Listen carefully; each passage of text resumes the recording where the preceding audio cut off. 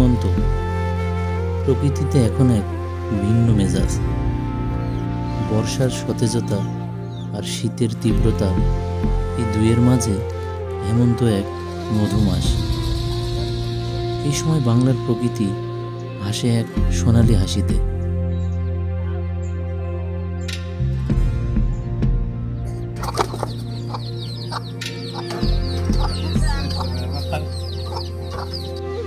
কুয়াশা ঢাকা সকাল শুরু হয় কর্মব্যস্ততায়। লাউয়ের ডুগায় শিশির বিন্দু, গৃহস্থবাড়ির শান্ত উঠান, গবাদি পশুর বিচরণে ভরে ওঠে হেমন্তের সকাল।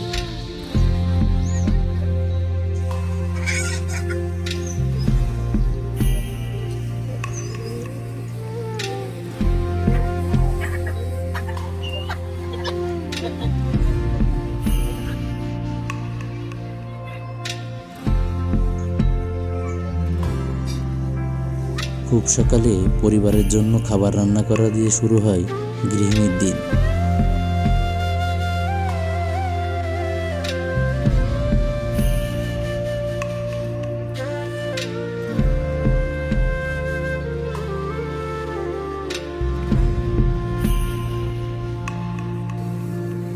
এই সময় শেষ হয় কৃষকের বহুদিনের অপেক্ষার পালা, নতুন ফসল ঘরে তোলার উৎসব। আজ আমরা দেখাবো বাংলাদেশের এক গ্রামীণ জনপদে এই নবান্নের ছবি।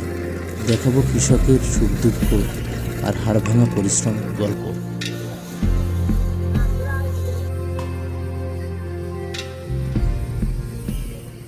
এখন বাজে সকাল 7টা। এখন সকালই ধান মাড়াইয়ের কাজ শুরু হয়ে গেছে।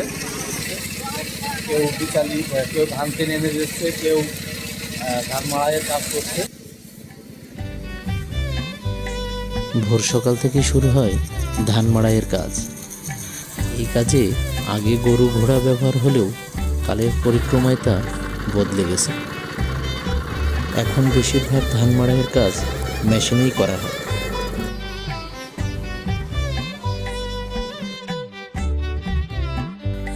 কেউ মাড়াই করা ধান গোছাতে ব্যস্ত, কেউ বা আবার ধান টানতে ব্যস্ত।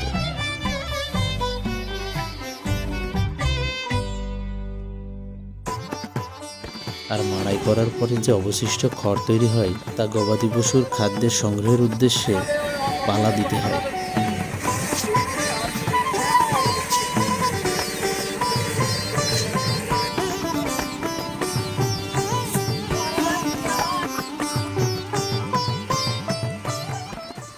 এখন কি করবেন? এই এই এই যত বিচেলি আছে এটা সব কি সোজা করে সুন্দর করে সাজাবেন নাকি? কত সময় লাগবে? দুইজন? আপনারা লোক দুইজন লোক?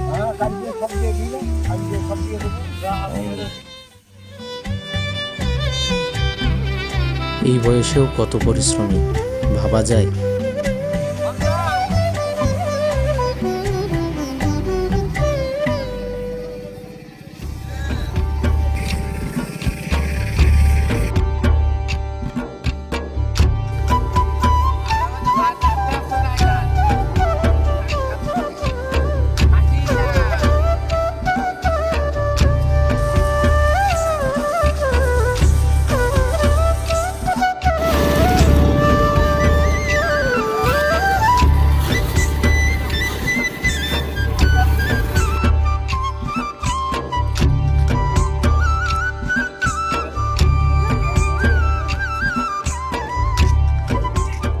এই ছোট ছোট বাচ্চাদের সাথে আমরা এখন যাচ্ছি মাঠে ভিডিও সংগ্রহ করতে।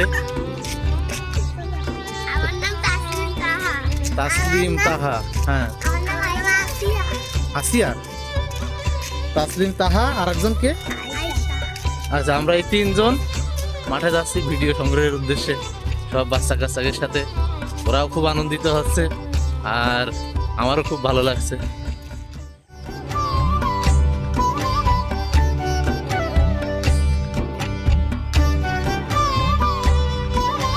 দিগন্ত জোড়া সোনালি মাঠ, পাকা ধানের এই প্রাচুর্য দেখে চোখ জুড়িয়ে যায়।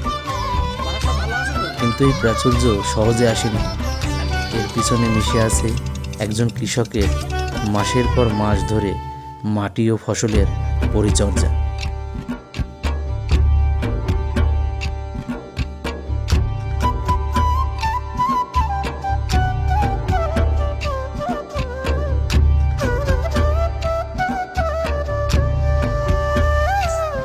পুরো মাঠ জুড়েই চলছে ধান কাটার কাজ।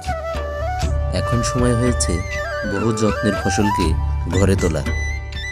একদিকে কাটছে ধান, অন্যদিকে তৈরি হচ্ছে ধানের আটি।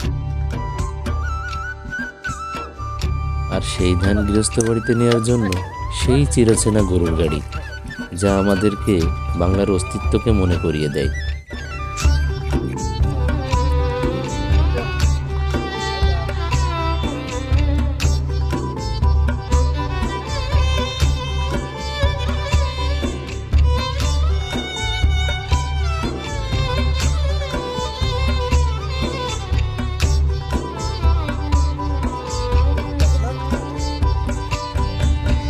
নবান্নের এই ধান কাটা মৌসুমের কাজ দেখতে সুন্দর এবং সহজ হলেও তা বেশ কষ্টসাধ্য।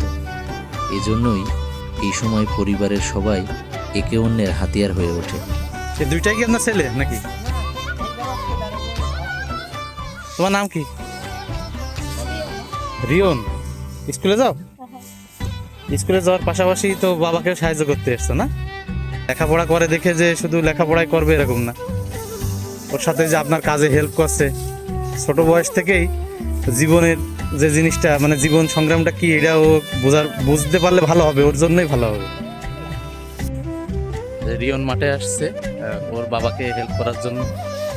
খুব কর্মঠ ছেলে, লেখাপড়ার পাশাপাশিও সব ধরনের কাজে বাবাকে হেল্প করে। ধন্যবাদ তোমাকে।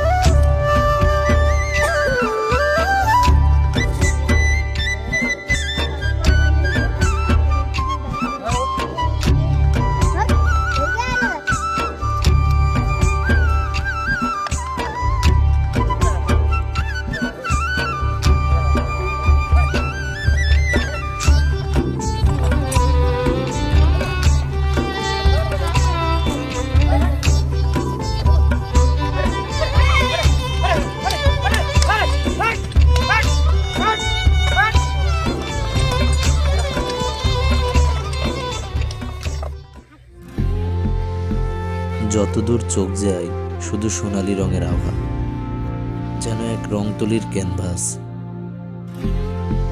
এ এক মনোমুগ্ধকর দৃশ্য।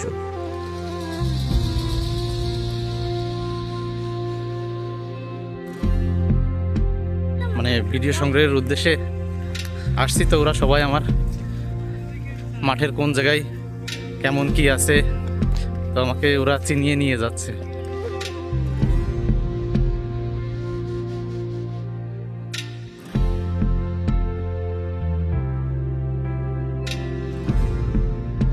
নিয়ে যাবেন কি গরুর গাড়িতে, না যে ট্রলি দিন আসবেন? গরুর গাড়ি দেখলাম ওই পাশে, ওই জায়গায় একটা গরুর গাড়ি দেখলাম, ওরা ধানটা আনছে। ধান কাটার পাশাপাশি শুরু হয়ে গেছে মৌসুমি বিভিন্ন ফসলের আবাদ। ধানের মৌসুমের পরে ভুট্টা চাষ সবচেয়ে উপযোগী।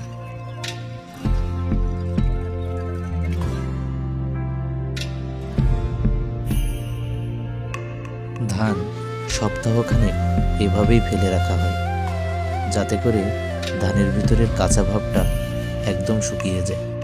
ধানগুলো সব কতদিন আগে কাটামো? মানে এখানে এখানে থেকেই শুকাই গেছে, এখন যে শুধু বাড়ি।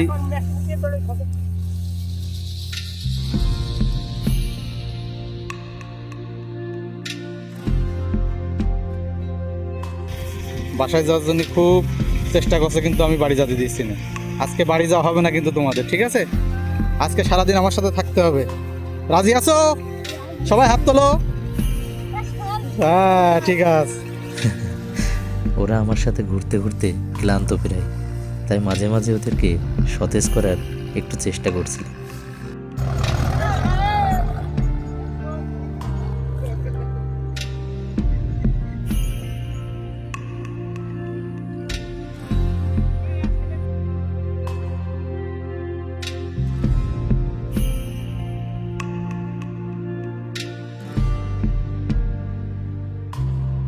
পথের দুপাশে দাঁড়িয়ে আছে সারিবদ্ধ খেজুর গাছ। ওদের অঙ্গে এখন নতুন সাজের ছোঁয়া।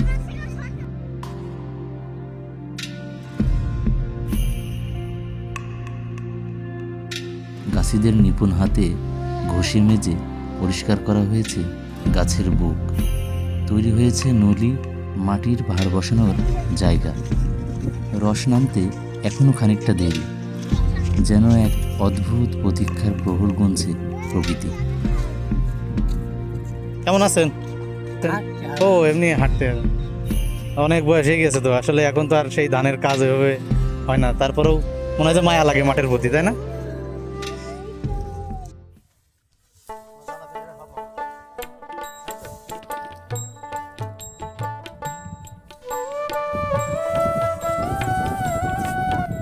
সোনারাঙ্গা রোদে ঝকঝক করছে মাঠের চারপাশ। হেমন্তের এই সময়টাতে দম ফেলার কোনো সুযোগ নেই কৃষকের।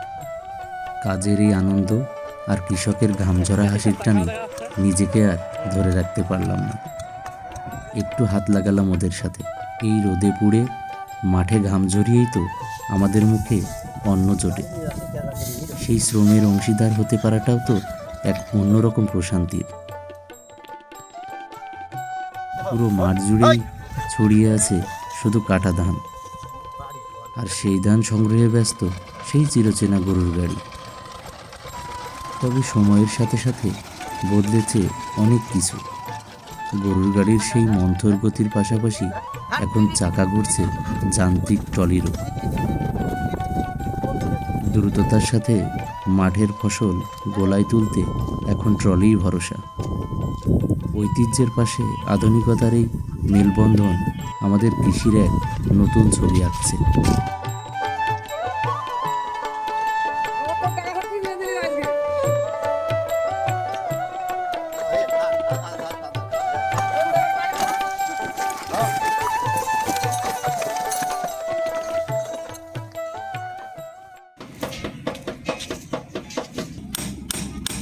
মেরামতের প্রতিটি আঘাতে মিশে আছে ঘাম আর আশার আলো। মাঠ থেকে ধান ঘরে আসা মানেই কাজের শেষ নয়, বরং নতুন ব্যস্ততার শুরু। বাড়ির উঠানে মা বোনেদের নিপুণ হাতের ছোঁয়ায় ধানগুলো যেন সোনা হয়ে উঠছে। এই আধুনিকতার যুগেও চোখে পড়ল সেই চিরচেনা দৃশ্যের। মেশিনে ধানের খড়কুটো আলাদা করার বদলে কৃষক তা নিজ হাতেই করছে। এই নতুন ধান উড়ানোর যুগে মামা এখনো পুরনো পদ্ধতিতে ধান উড়াচ্ছে। এই দৃশ্য মনে করিয়ে দেয় হাজার বছরের এক বাংলার প্রতিচ্ছবি।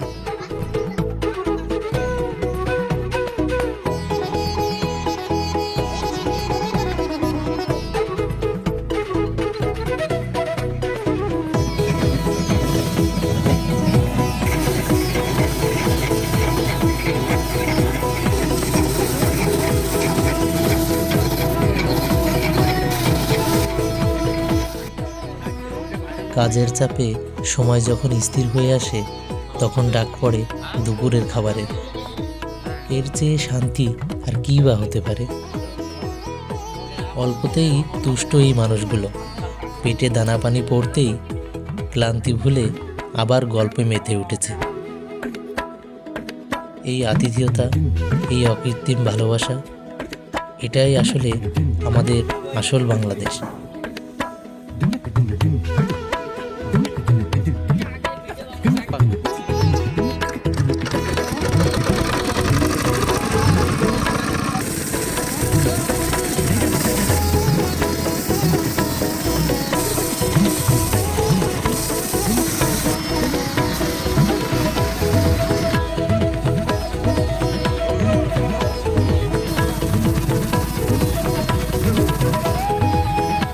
একদিকে যেমন চলছে ধান মাড়াইয়ের কাজ, অন্যদিকে চলছে নতুন ধানের বীজতলা প্রস্তুতের কাজ।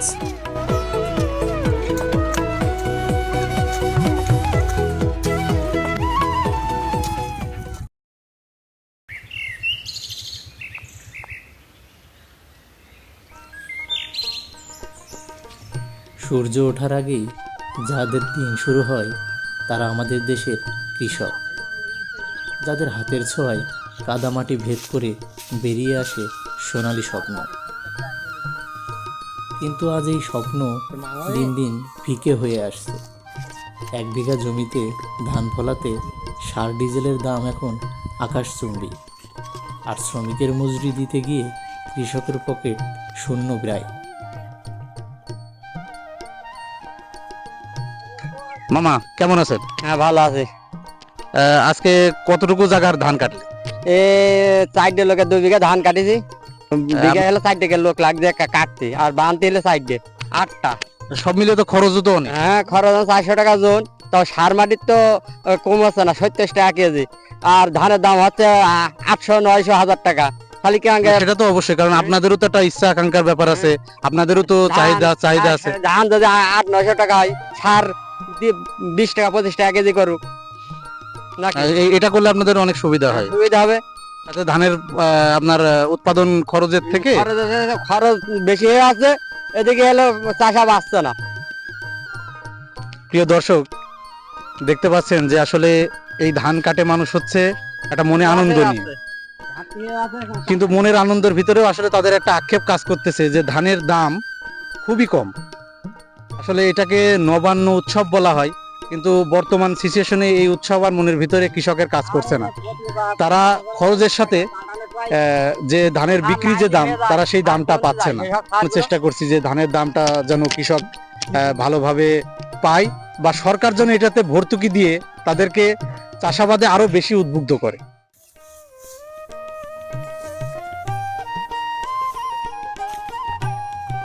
হেমন্তের এই পড়ন্ত বিকেলে রোদের রং যেন কাঁচা সোনার মতো। দিগন্ত জোড়া মাঠ জুড়ে পাকা ধানের মোমো গন্ধ জানান দিচ্ছে নবান্ন তোমাকে স্বাগত। হালকা হিমেল বাতাস যখন ধানের শীষগুলো দোল খায়, তখন মনে হয় যেন প্রকৃতির এক অপার উৎসব।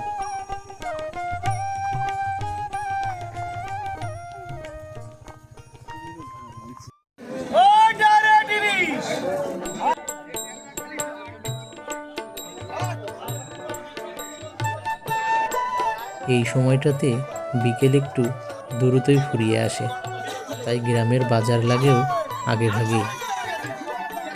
বাজারের থলে হাতে মানুষের ভিড়, আর চারদিকে শীতের আগাম সবজির মেলা। টাটকা সিম, পালং শাক, ফুলকপি, পাতাকপি, আরও হরেক রকম সবজিতে বাজার রঙিন। মাছ বাজারে গেলে কানে আসে রূপালী ইলিশ আর বিলের শোল মাগুরের জন্য দর কষাকষির হুল্লোড়।